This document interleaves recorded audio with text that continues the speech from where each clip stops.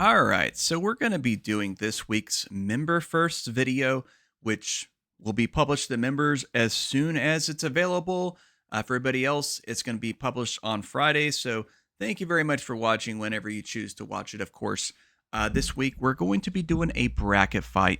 We're going to be covering specifically some of the top rated video games of 2018. We're going to be comparing two games up head to head and see which one I prefer, and we'll see who the ultimate winner is of 2018. So I'm going to show you the lineup of games that we've got here. It doesn't really let me see a lot of these titles, but we're going to go ahead and just jump right into it. We're going to start with the very first bracket. Okay. Hold on. Let me just use the matchup mode. So we got God of War versus Detroit Become Human. I haven't actually played Detroit Become Human. I am a big fan of the Quantic Dream games, but I really doubt it's going to be God of War. God of War is a very strong contender. So we're going to just go straight up for that, guys. So there we go.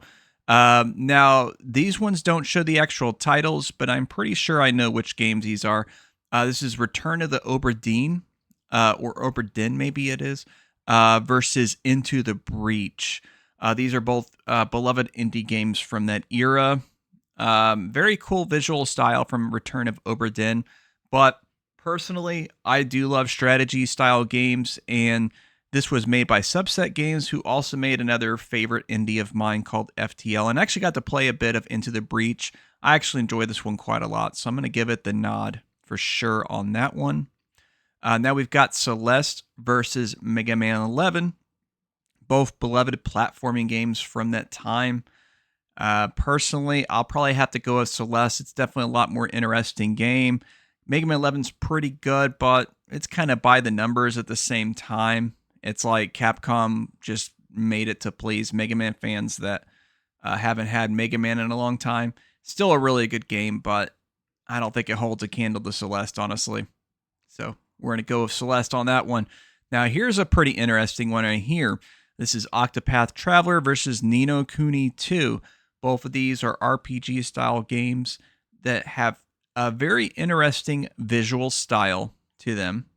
Both of them are pretty well beloved, and it's not hard to see why they would be in this bracket list. Personally, between the two, I am a little biased here because I had never played Ni no Kuni 2. It looks like it's a fun game, but I absolutely adore the style of Octopath Traveler. I have personally played it. It is more my kind of game, personally. So that's going to get the nod here, guys. So Octopath Traveler on that one. Looks like it's going to just automatically, I guess instead of it going through, I don't know. I guess we'll just close this out. It's going to be God of War. Sorry, Into the Breach. Between these two, this is tough. I personally have more of a attachment to Octopath Traveler, so we're going to go with that. And then God of War versus Octopath Traveler, it is going to be God of War. God of War is going to go to the finals on this one here.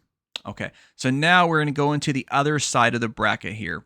We've got Red Dead Redemption 2 from Rockstar Games, which was, I believe, the most nominated game of 2018, and it won most of the nominations. Although I think God of War ended up beating it out for Game of the Year. That's up against Far Cry 5.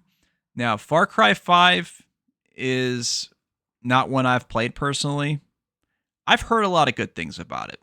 I am a big fan of Far Cry games, particularly Far Cry 3. That's the one that I most gravitate towards. But, I mean, Red Dead 2 is in a class all its own, guys. Let's be real here. An absolutely amazing game. Bam. We gotcha. Okay, now this one's going to be pretty interesting because these games are quite different from each other. We have Marvel Spider-Man for the PS4 in a strong showing, of course. I would imagine this is probably like the third or fourth seed. Probably fourth seed. I don't know if the person that made this bracket even really considered a seeds for this or whatever. Up against one of the most awesome indie games I've ever played, The Messenger. This is really tough because these are both extremely high quality games. Definitely some of the best. I mean, Marvel's Spider-Man is arguably one of the best superhero games ever made. This is really tough. This is probably the one I'm going to be struggling with the most here. But you know what? I have to go with my heart on this. I have to go with The Messenger. It is absolutely amazing. And undoubtedly, best shopkeeper in video gaming history. You'll know if you play the game. Better than Resident Evil 4 Merchant. I am not kidding. So, there we go. It wins because of that. Okay, we have Super Smash Bros. Ultimate versus Dragon Ball Fighters. A lot of us thought it was Fighter Z, but it's just Fighters. Fighters. Okay. Both of these are pretty solid fighting games. I'm not much of a fighting game guy. I mean, it's a toughie. It's a toughie, but I'm probably going to edge it out with Smash Brothers. Just so much content, so many cool things to do. Even if you're just very casual into fighting games like me, this is one you can definitely gravitate towards. I did enjoy what I played of Fighters, but it's just not quite this full of a package. So let's say that. Okay, and then for the last grouping here, we have Monster Hunter World versus Sea of Thieves. Two of the arguably most famous online games of the year. Monster Hunter World was absolutely an out of nowhere success. The Monster Hunter franchise, of course, has always been popular in Japan, but this was the game that made it popular elsewhere in the world. And then Sea of Thieves, Rare making a live service game that's actually very fun. It's actually very engaging, very good. At the time this came out, this had the best water visuals I had seen in a video game. And I played this at the time on an Xbox One S. I didn't even have the X. I didn't have a gaming PC at the time. I was still blown away with the quality of the water visuals and the physics. Really cool ship combat, a lot of fun times. Now, this is kind of tough because I didn't play Monster Hunter World until much later. I got to play it on Steam recently. I guess it's been about a little more than a year ago now with some friends. Absolutely a blast. This is the first Monster Hunter game that I personally have enjoyed playing. This is really tough. I don't know what to say. This is almost as much of a tricky one as Spider-Man versus the Messenger. I'm probably going to go with Sea of Thieves on this one, though, because it's actually pretty impressive with how Rare has managed to make this game the way it is. So we're going to go with that with Sea of Thieves. Now, Red Dead Redemption 2 versus the Messenger, as much as I love the Messenger, guys, it is not a contest. Red Dead 2, if you had a best games of all time bracket, Red Dead 2 is going to be on that list. The Messenger is not going to be on that list, guys. Smash Ultimate versus Sea of Thieves. It's a pretty tricky one, but I have had more fun with Smash, so we're going to go with that. And then, again, Red Dead versus Smash is not even close, guys. It is absolutely not close at all. We're going with Red Dead 2. So now this is going to be the tricky one. This is the final battle here. God of War versus Red Dead Redemption 2. And these were the ones at the Game of the Year Awards where they were both nominated in multiple categories. And Red Dead took all but one of those categories where they were both in, which God of War won Game of the Year. This was pretty interesting because, to me, it felt like that they gave the nod to God of War for Game of the Year just because it was such an amazing and high quality game.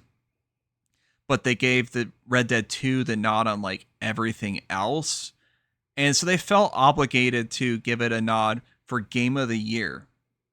And there's definitely a very strong argument for that.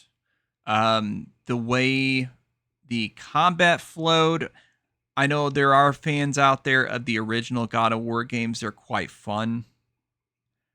They really are. But they are kind of a ripoff, technically, of games like Devil May Cry at the same time. Not really as interesting, in my personal opinion, as the way the combat flowed in the new series of games. I absolutely love the up close, brutal combat. Kratos using the axe, and he does get his chain blades later on. But yeah, I mean, absolutely love the absolute cinematic and up close and personal combat that this game had. Also, the story dynamics between, Kratos and Atreus. I guess was that his name, Atreus? I wanted to say Atreyu, but I don't think that's it. That's obviously the kid from Neverending Story, as well as the metal band. So I'm pretty sure it's Atreus, right? And just the dynamic between them two was really cool. A very cool father-child dynamic, just like I kind of talked about with the previous video that I did involving Pragmata, except it's father-son instead of father-daughter kind of dynamic. Very cool. Him coming into age and everything like that. And, very awesome environments, very awesome puzzles. I mean, it really was the total package. And then you have Red Dead 2 on the other side of things, which was an absolutely groundbreaking achievement from Rockstar Games, who's no stranger to that, mind you. But this was arguably their biggest and best game yet. Just such an engaging story. Absolutely loved the way it played out. And of course, with the way you play the game, whether you play as a good or bad cowboy kind of guy, the story actually felt very dynamic and real in the way it fleshed out, in the way the world reacted, and the way that characters reacted to your actions. There's very few games that can even compare to the way this goes down in Red Dead 2.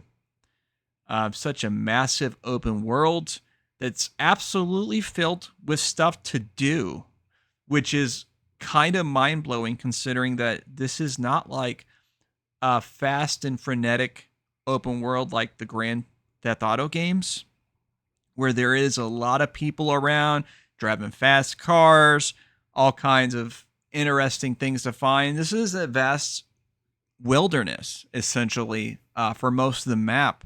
And yet, there is still a lot of interesting things to do, a lot of interesting things to see, tons of activities to engage in.